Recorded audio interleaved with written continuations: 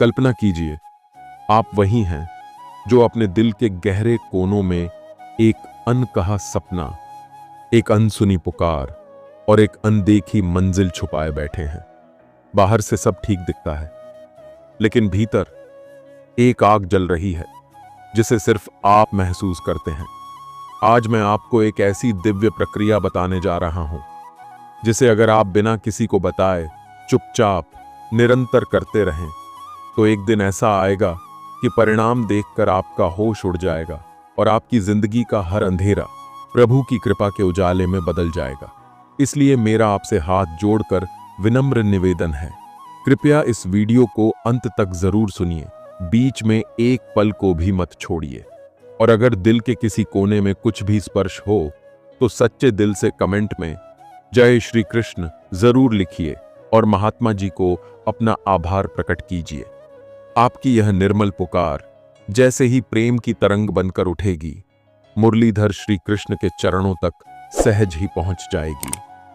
और जब वे करुणा से भरी अपनी नयन मुद्रा आप पर डालेंगे, तब आपका जीवन सुदर्शन चक्र की तरह हर बाधा को काटते हुए प्रकाश से भर जाएगा। तो आइए इस दिव्य पथ पर पहला कदम बढ़ाते हैं। मनुष्य का जीवन एक अद्भुत रहस्य है। हम सब किसी न किसी मंजिल की तलाश में भाग रहे हैं, पर बहुत कम लोग जानते हैं कि असली मंजिल कहाँ है। ज्यादातर लोग अपनी पूरी ऊर्जा इस दुनिया को दिखाने में लगा देते हैं कि वे क्या कर रहे हैं, कितना जानते हैं और कितने सफल हैं। लेकिन जो लोग सच्चे मायनों में अपने जीवन को बदलते हैं, वे एक अलग ही मार्ग चुनते हैं। वे बिना किसी को बताए चुपचाप अपने भीतर काम करते रहते हैं। बाहर से वे साधारण दिखते हैं, लेकिन भीतर एक तपस्वी की तरह जलते रहते हैं। यही वह गुप्त साधना है जिसका फल एक दिन जीवन की सारी दिशा बदल देता है।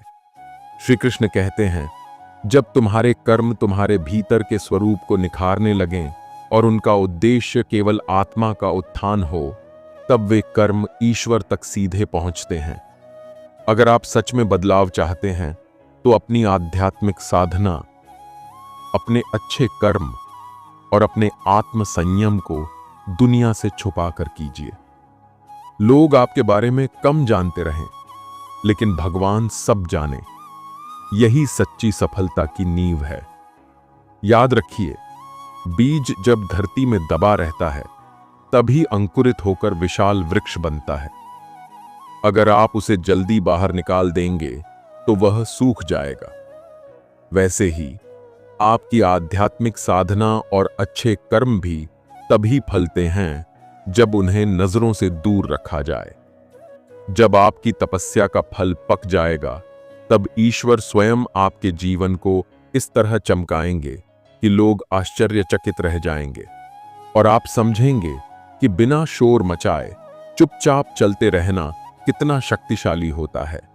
आप चाहे भक्ति कर रहे हों, ध्यान कर रहे हों या सेवा कर रहे हों, उसे किसी को बताने की आवश्यकता नहीं है।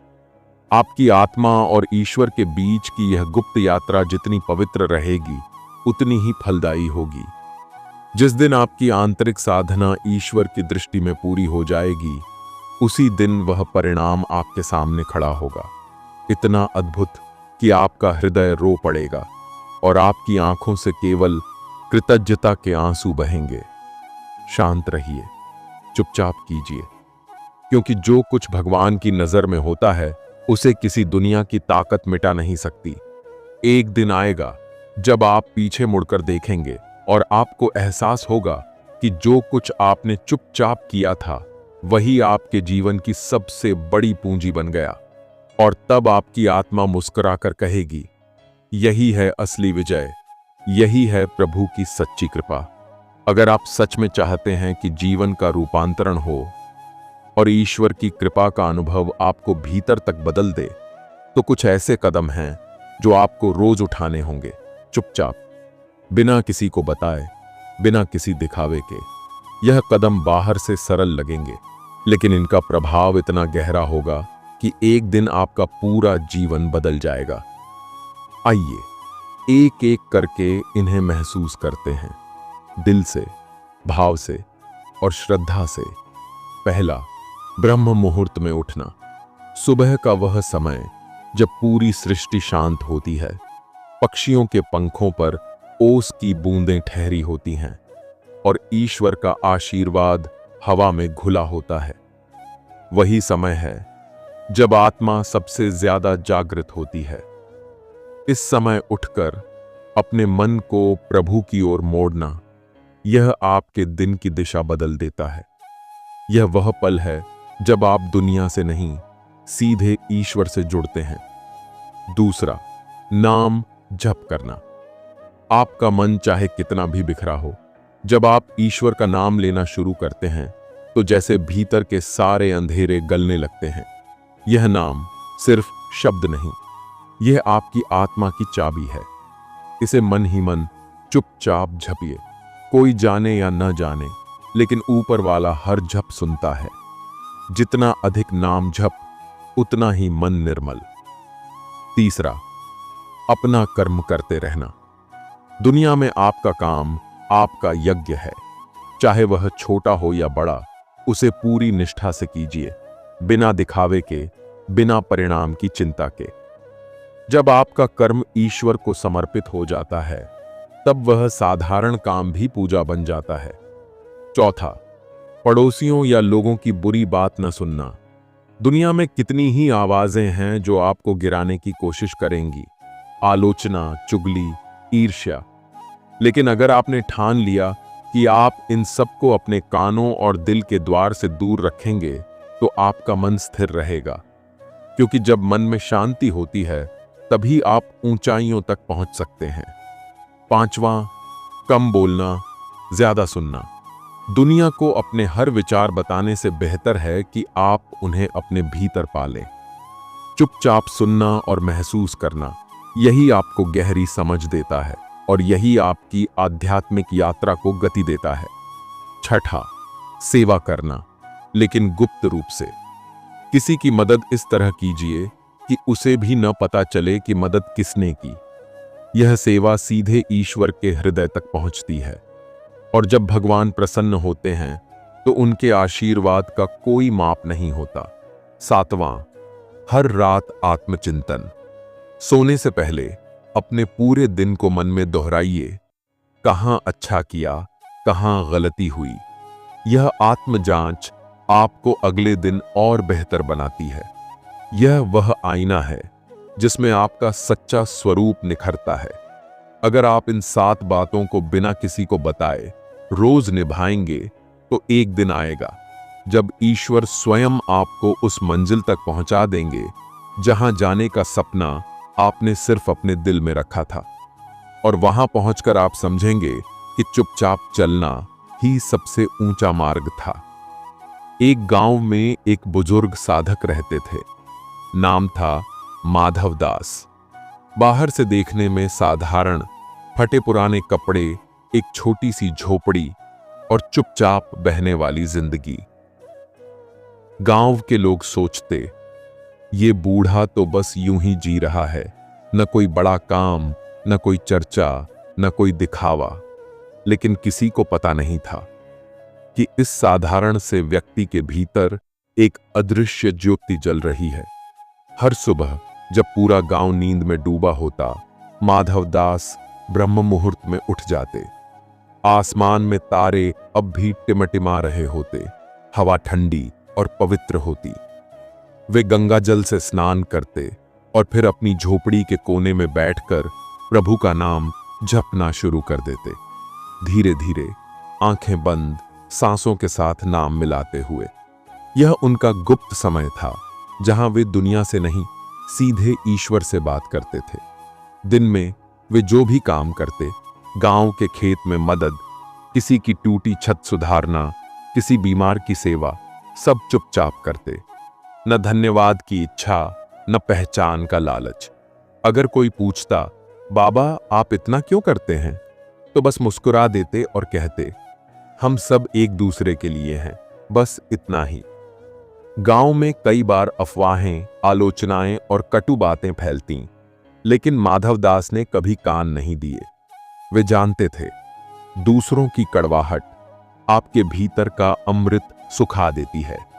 इसलिए वे अपने मन को बचाए रखते, जैसे कोई माली अपने सबसे नाजुक पौधे को बचाता है। एक दिन एक जिज्ञासु युवक उनके पास आया और बोला, बाबा, आप किसी को कुछ बताते क्यों नहीं? अगर आपने इतनी साधना की है तो लोगों को दिखाइए ताकि वे सीख सकें। माधव दास ने मुस्कुराकर कहा, बेटा, बीज जब मिट्टी में छुपकर तपता है तभी अंकुर बनकर बाहर आता है। अगर बीज को जल्दी खोदोगे तो वह सूख जाएगा। साधना भी ऐसी है, जितनी गुप्त उतनी गहरी। श्री कृष्ण कहते हैं, जब तुम्हारे कर्म केवल ईश्वर के लिए हों और उनके पीछे कोई दिखावा न हो, तब वे तुम्हारे जीवन को ऐसे बदलते हैं कि तुम्हें भी आश्चर्य होता है। समय बीता और 1 साल बाद गांव में भयंकर सूखा पड़ा। कुएं सूख गए, फसलें जल गईं, लोग पानी के लिए तरसने लगे। तभी चमत्कार हुआ। गांव के बीच में एक जगह खुद ब खुद पानी का सोता फूट पड़ा। लोग दौड़कर आए और देखा कि वही जगह थी जहां माधव दास रोज ध्यान और नाम जप करते थे। गांव वाले दंग रह गए। यह कैसे हुआ? माधव दास ने बस इतना कहा, यह मेरी साधना का नहीं, प्रभु की कृपा का फल है।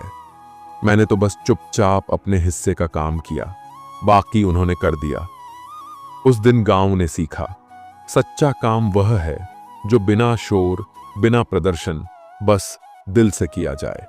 क्योंकि जब आप चुपचाप अपने कर्म और भक्ति में लगे रहते हैं तो ईश्वर स्वयं आपके जीवन में वह जलधारा खोलते हैं जो कभी नहीं सूखती। तो दोस्तों, याद रखिए, इस संसार में सबसे बड़ी ताकत उस व्यक्ति के पास होती है जो बिना किसी को बताए चुपचाप अपनी साधना, अपना कर्म और अपनी सेवा करता है। जब आप अपने हर काम को प्रभु को समर्पित कर देते हैं तो ईश्वर स्वयं आपके जीवन में ऐसे चमत्कार रचते हैं जिनकी कल्पना भी आप नहीं कर सकते। अगर इस कथा ने आपके दिल के किसी कोने को छुआ है तो मैं आपसे विनम्र निवेदन करता हूं, कमेंट में सच्चे मन से जय श्री कृष्ण लिखिए, ताकि यह पवित्र शब्द इस आकाश में गूंजते हुए सीधे प्रभु के चरणों तक पहुंचे। और हां, इस दिव्य संदेश को सिर्फ अपने तक मत रखिए, इसे अपने दोस्तों, परिवार और हर उस व्यक्ति तक पहुंचाइए जो सच्ची प्रेरणा की तलाश में है। आपके साथ इसी तरह की गहरी, आध्यात्मिक और जीवन बदलने वाली कथाएं हम हमेशा लाते रहेंगे। इसलिए अगर आपने अब तक नहीं किया है तो चैनल संधान कुंज को सब्सक्राइब कीजिए और बेल आइकन दबाइए, ताकि अगली कथा का पहला आशीर्वाद आपको ही मिले। हम मिलते हैं अगली यात्रा में। तब तक के लिए आपके जीवन में प्रभु का आशीर्वाद बना रहे और आपके कदम सदा सत्य के मार्ग पर चलते रहें। जय श्री कृष्ण।